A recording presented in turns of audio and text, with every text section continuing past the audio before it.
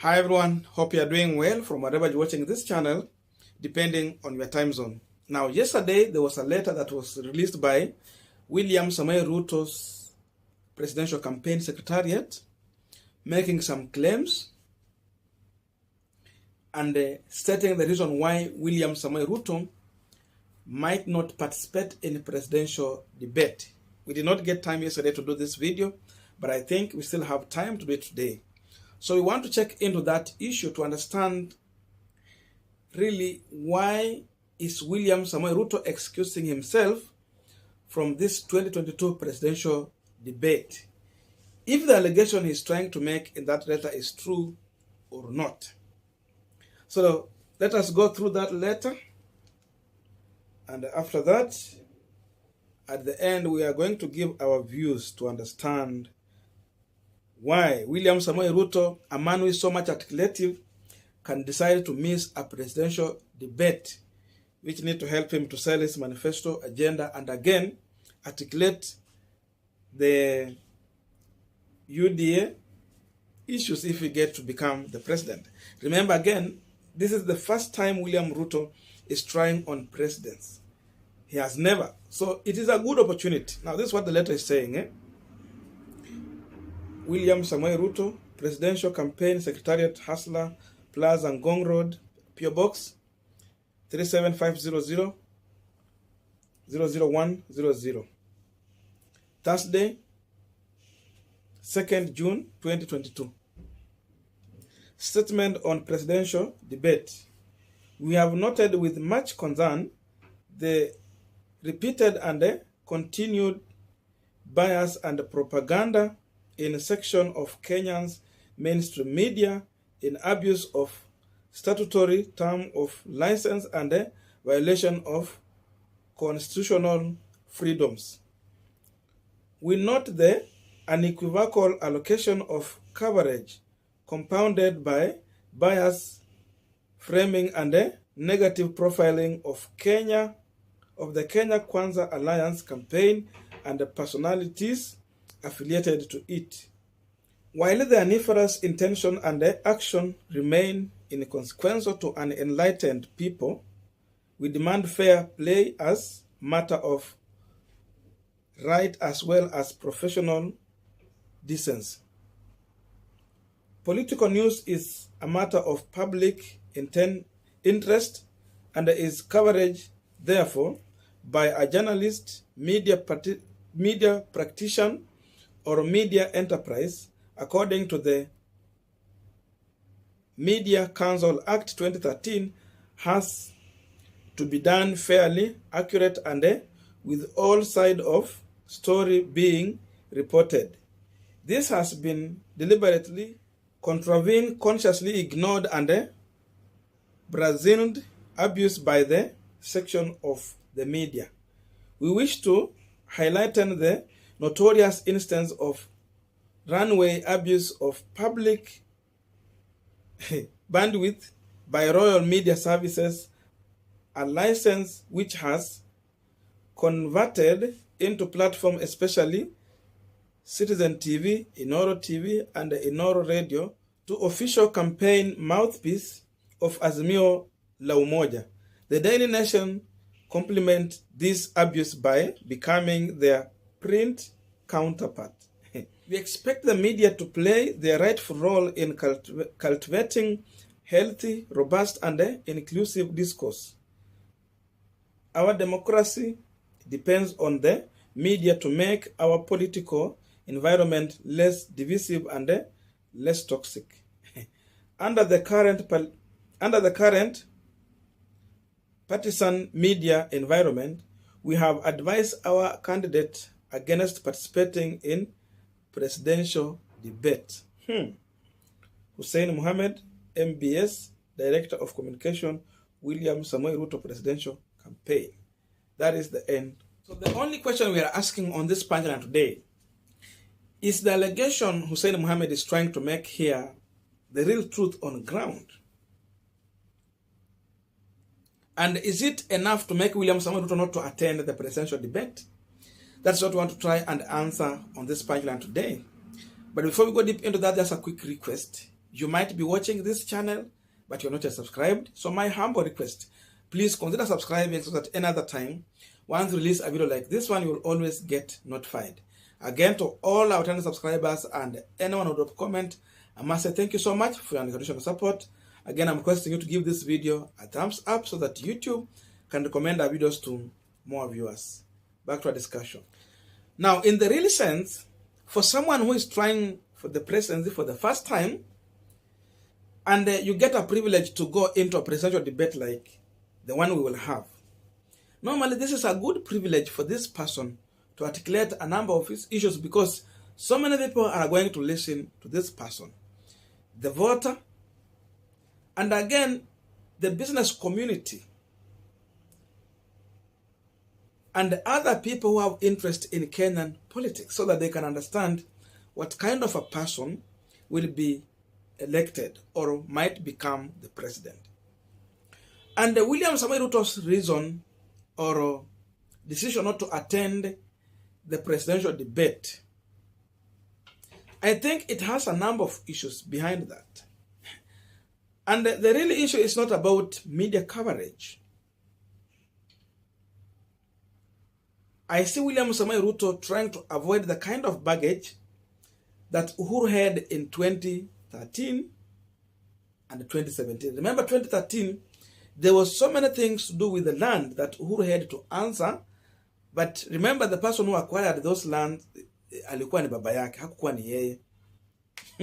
So there was so many questions concerning the Kenyatta family. And he was kept busy defending himself by answering those questions. In 2017, he did not attend because Uhuru was feeling that there will be so much questions that he will need, rather than articulating his agenda, he will be needed to respond to those questions. That means he will be going there to defend himself more than articulating his agenda. So he avoided, and Raila got a chance to attend. And so the big reason, in my view, why William Samoei Ruto will not attend this debate, or is trying to threaten so that he will not attend, number one, Ruto wants mainstream media to give him more time. He wants to force the mainstream media to give him more time. That's why he is even going further to mention specific TV and radio stations that he feels they are biased. So he wants to force them by intimidating them with this letter so that they can give him more time. Because he has discovered without the mainstream media, you cannot reach out to everyone across the entire country with your information. So he wants to use force. That is number one. Secondly, Ruto is trying to earn sympathy from his followers by trying to paint out as if the mainstream media is biased to him, so that they can have sympathy on him. And again, he wants to try and whip his followers away from watching the specific radio and TV station he's mentioning. Because the reason is, why did he go further even to mention those TV and radio stations? He's simply trying to create a resistance on his followers against those mentioned mainstream media. That is what he's trying to do. And number three, William Samoei Ruto understands that when he's going to this debate, there is a lot of allegations of corruption following William Samoei Ruto. So most of his time in that debate, it will be used to defend himself against those corruption allegations. Look at Raila Odinga. Remember, Raila Odinga and William Ruto, they are front runners. Kenyans will not mind to listen to other people. They might listen to them and give their view on them, but they are going to keenly listen to William Ruto and Uhuru Kenyatta.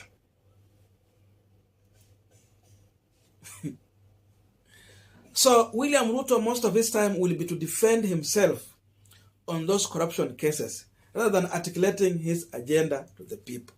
Again, in such a debate, when they start asking such questions, it will expose William Samoei Ruto To the people who did not know the kind of maybe corruption allegation that is following him, there is issue of acquiring property in a wrong way. There is allegations of grabbing. All these things are following William Samoei Ruto. There are remaining allegations. But once someone will raise such question during that debate, that is going to expose William Samoei Ruto to the electorate and other people who have interest in Kenyan politics and Kenyan governance. So Ruto is trying to avoid that incident so that he will not be exposed more. And he don't want to become vulnerable. That is the reason why Ruto is already making this claim, so that it will be seen that he is avoiding because media is biased. But the real reason, he knows it is not because the media is biased, but it is because there is something he's trying to avoid so that he will not be exposed more.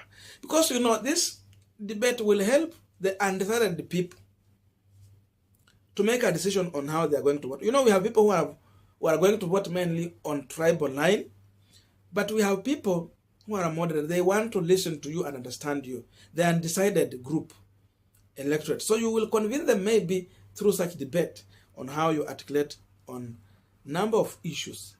Again, number 5, in my view, Ruto gave a lot of promises during Kenyatta 1, Uhuru Kenyatta 1 and Uhuru Kenyatta 2. I don't know how Ruto came out as the face of the Jubilee government when it comes to campaign, where Ruto was mentioning about 1 million job that Jubilee government is going to give every year. Now it is 10 years. We are supposed to have at least 10 million jobs. If not, then a half of that. That means 5 million jobs. I'm telling you, up to now, even Jubilee has not managed to provide 1 million jobs to Kenyans. So that question is there for him. Ruto has been talking about the development agenda, where he was mentioning in 6 months' time, this project will be completed. They were seeking second term in office. That was 2017. A lot of lip service promises Ruto was giving. In 6 months' time, this stadium, they talked about the laptop to the student. They did not give the laptop. So all those promises, Ruto will be faced with these questions. And the Kenyans will understand that this is a man of lip service. You cannot trust his word when he gives you a promise. You can only trust what he has done, but not what he has promised. So because of this, Ruto is learning that he has big baggage. He has a huge baggage that he's carrying on his back. And so most of the time he will be in that debate, he will be busy defending himself.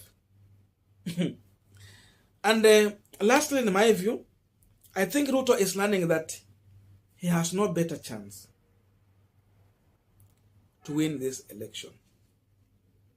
And because of that, he is giving up.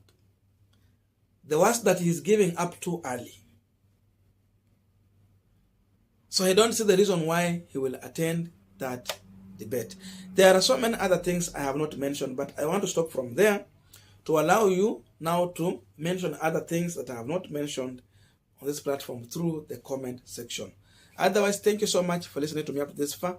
May good God bless you and see you in our next video, but let us meet in the comment section.